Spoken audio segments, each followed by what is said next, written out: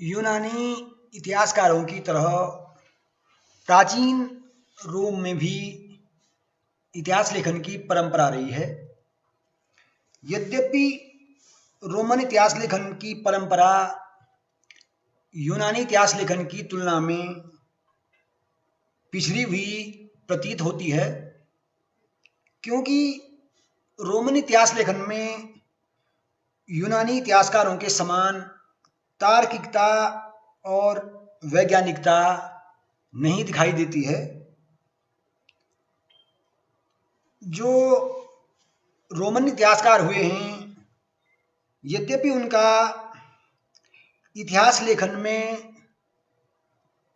ऐसा महत्वपूर्ण योगदान तो नहीं रहा जैसा कि यूनानी इतिहासकारों का रहा है, फिर भी यूनानी विचारों को आगे बढ़ाते हुए, या हम कह सकते हैं कि यूनानी इतिहास लेखन की परंपरा का प्रभाव निश्चित ही रोमन इतिहास लेखन पर भी पड़ा और रोमन इतिहासकारों ने रोम के इतिहास को एक राजनीतिक रूप में या अभिजात्य इतिहास के रूप में आगे बढ़ाने का प्रयास किया। रोमन इतिहासकारों ने रोम के लोगों की जो श्रेष्ठता थी या जो उनका ऐतिहासिक वर्णन की परंपरा रही है, वह उन्होंने यूनानियों से ग्रहण तो की, परंतु यूनानियों के समान वे उसे आगे बढ़ाने में उतने सफल नहीं रहे,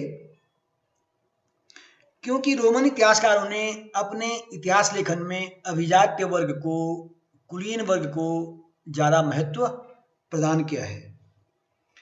प्रमुख रोमन इतिहासकारों पे हम चर्चा करना चाहेंगे, जिनमें मुख्य हुए हैं फेबियस पिक्टर।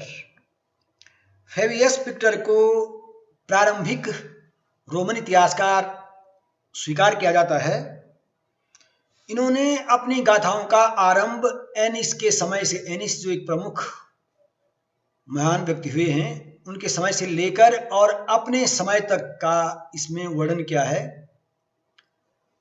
अपने ग्रंथ में पिक्टर ने बड़े बड़े कुलीन व्यक्तियों को, सामंतों को स्थान दिया और उनकी जीवन शैली और रहन सहन का वर्णन किया है। इस तरह फेबियस पिक्टर के इतिहास लेखन से जनसाधारण एक तरह से गायब रहा है। जनसाधारण को उनके इतिहास लेखन में कोई महत्व नहीं मिला है, क्योंकि उस समय इतिहास जो है बड़े और श्रेष्ठ लोगों की जीवन गाथा ही समझा जाता था और रोम में एक प्रकार से इतिहास लेखन की यही परंपरा उस समय विद्यमान थी। दूसरे महत्वपूर्ण इतिहासकार हुए हैं रोमन परंपरा के एम्पोर्सियस केटो। केटो को रोमन इतिहास लेखन की जो पद्धति थी उसका जनक स्वीकार किया जाता है। केटो का जो प्रसिद्ध ऐतिहासिक ग्रंथ है वो है ओरिजिन्स। केटो ने अपने इतिहास लेखन में रोमन सम्राटों को महत्वपूर्ण स्थान दिया और अपनी रचनाएं उन्होंने रोम की राजनीतिक घटनाओं को आधार मानकर ही लिखी। केटो ने जो उसकी प्रमुख रचना है ओरिजिन्स, इस रचना को केटो ने 7 भागों में विभक्त किया। यद्यपि उसके अधिकांश भाग आज खो चुके हैं, परंतु फिर भी जो उसका बचा हुआ हिस्सा है उसको देखकर कहा जा सकता है कि केटो का इतिहास लेखन एक प्रकार से सबसे शिक्षाप्रद और दिलचस्प इतिहास था। अपनी भूमिका में केटो शिक्षा की प्रकृति, मूल्य तथा इतिहास में शिक्षा के स्थान की चर्चा करता है। युवकों में वह देशभक्ति की भावना भरना चाहता है, उनका नैतिक विकास और चरित्र निर्माण को लेकर उसने शिक्षाप्रद उद्देश्य स्पष्ट किए हैं। इस तरह ओरिजिन्स में केटो ने नैतिक सोच विचार और बुद्धिमत्तापूर्ण सूक्तियां दी हैं। उसने जातीय समूहों, स्थानीय भूगोल और आर्थिक प्रकृति की जानकारी भी प्रमुखता से अपने ग्रंथ में दी है। ओरिजिन्स जो उसका प्रमुख ग्रंथ है, अपने इस ग्रंथ में उसने इस ग्रंथ के भाग 3 और 4 में इटली के कबीलों का सर्वेक्षणीय अध्ययन प्रस्तुत किया है। साथ ही साथ नृतत्व शास्त्र, भूगोल, रीति रिवाज, कानून, भाषा, संस्थाओं, धर्म, संस्कृति और सभ्यता पर भी उसने प्रकाश डालने का प्रयास किया है। इस तरह केटो ने सेनापतियों के स्थान पर आम सैनिकों को ज्यादा महत्व अपनी रचना में दिया है। केटो के बाद जो दूसरा प्रमुख इतिहासकार हुआ लिवी। लिवी जो रोमन इतिहासकार हुआ, लिवी ने अपनी रचनाओं को रोमन सम्राट ऑगस्टस के संरक्षण में पूरा किया। ऐसा माना जाता है कि लिवी ने लगभग 142 पुस्तकों की रचना की थी, किंतु अब सिर्फ 35 ही उनमें से उपलब्ध हैं। इससे हम अनुमान लगा सकते हैं कि लिवी ने किस तरह लेखन किया, कितना विशाल पैमाने पर उसने लेखन कार्य संपादित किया था। लिवी का जन्म रोम में पाडुआ में हुआ था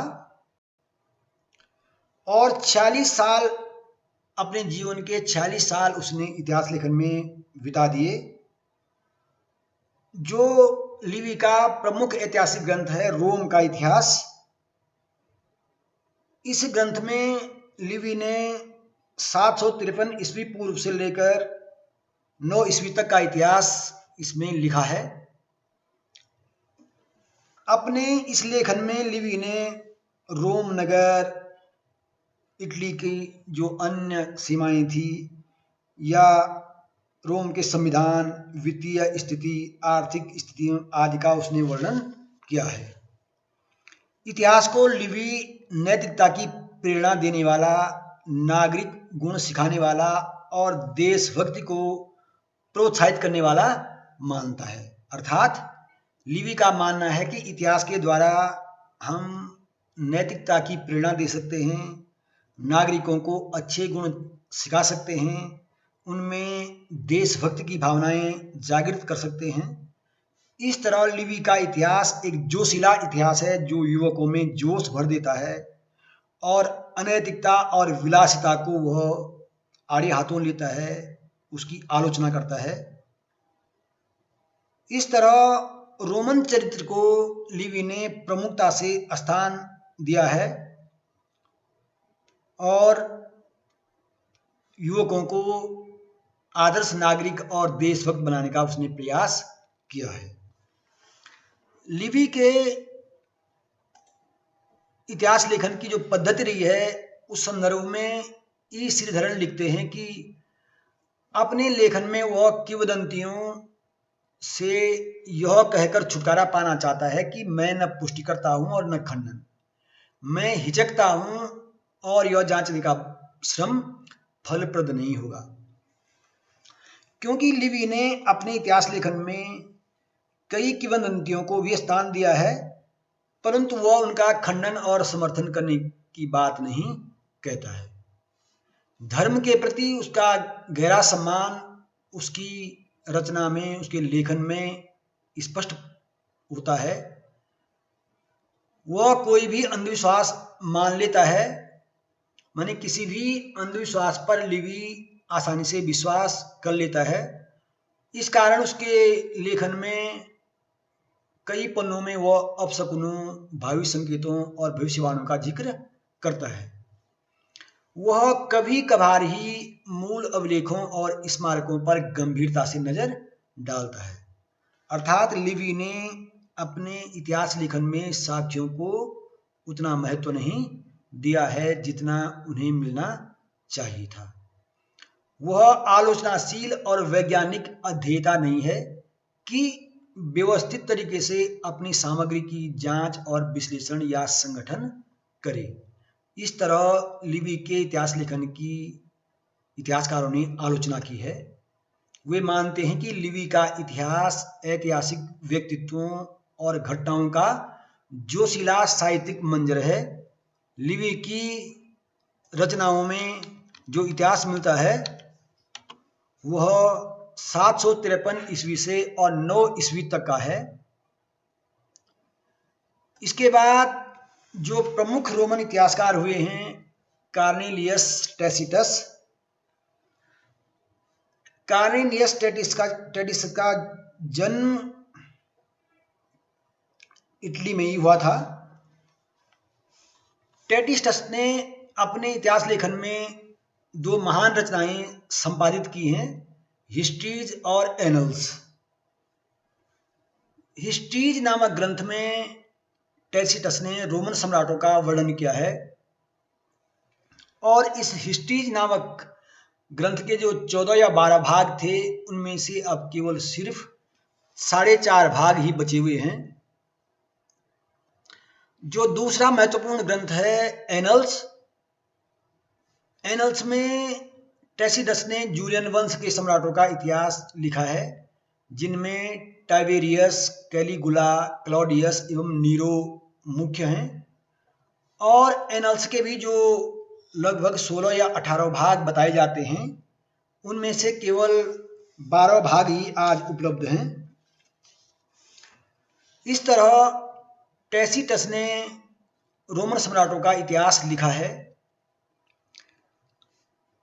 टैसिटस की जो इतिहास लेखन की पद्धति है, अपने इतिहास लेखन में टैसिटस ने प्राचीन जो अन्य ऐतिहासिक ग्रंथ रहे हैं उनका भरपूर उपयोग किया है। साथ ही साथ विभिन्न राजनेताओं के भाषण, पत्र, राजाज्ञाएं, सेनेट के अधिनियम और जो कुलीन वंश हुए हैं रोम के, उन परिवारों की परंपराओं का भी उसने स्रोतों के रूप में उपयोग किया है। टैसिटस अपने लेखन में ज्योतिषीय संकेतों और चमत्कारों को स्थान नहीं देता है, पर उसकी जो लेखन पद्धति है उस पर रोमन दरबार के वक्ताओं की तरह उसकी पद्धति पर आख्यान को एक प्रकार से सीधा भाषण बना देती है। जिस तरह रोमन दरबार में वक्ता अपने विचार रखते थे, उसी तरह टैसिटस भी अपने इतिहास लेखन को प्रस्तुत करता है। इस तरह टैसिटस जो है रोमन सम्राटों के वंश का और उनकी परंपराओं को अपने लेखन में महत्वपूर्ण स्थान प्रदान करता है। एक महत्वपूर्ण चीज जो हमें देखने को मिलती है कि रोमन इतिहास लेखन और यूनानी इतिहास लेखन में क्या प्रमुख अंतर क्या रहा है। इस संदर्भ में विद्वानों का मानना है कि रोमन इतिहासकार एक प्रकार से यूनानी इतिहास लेखन के अनुसरणकर्ता मात्र थे, क्योंकि रोमन इतिहासकारों में विद्वानों के अनुसार स्वतंत्र दृष्टिकोण विकसित नहीं था। इस संदर्भ में कई विद्वानों ने दोनों परंपराओं की तुलना करते हुए, अर्थात यूनानी इतिहासकारों और रोमन इतिहासकारों की तुलना करते हुए लिखा है कि यूनानी इतिहासकारों का लेखन क्षेत्र अत्यंत विस्तृत था। उन्होंने मानव जीवन के विभिन्न पक्षों के संदर्भ में लिखा, जबकि रोमन इतिहासकारों ने केवल कुलीन तंत्र को ही महत्वपूर्ण स्थान या संबंधित घटनाओं को महत्वपूर्ण स्थान दिया है।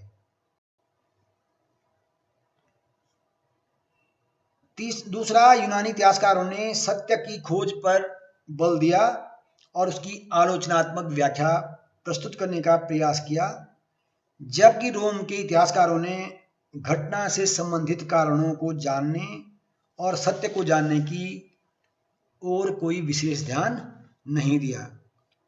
समाज की स्थापना में यूनानियों ने व्यक्ति को कोई विशेष महत्व प्रदान नहीं किया, परंतु रोम के लोग राजतंत्र से जुड़े हुए थे, इसलिए उन्होंने समाज को एक प्रकार से स्थान दिया है।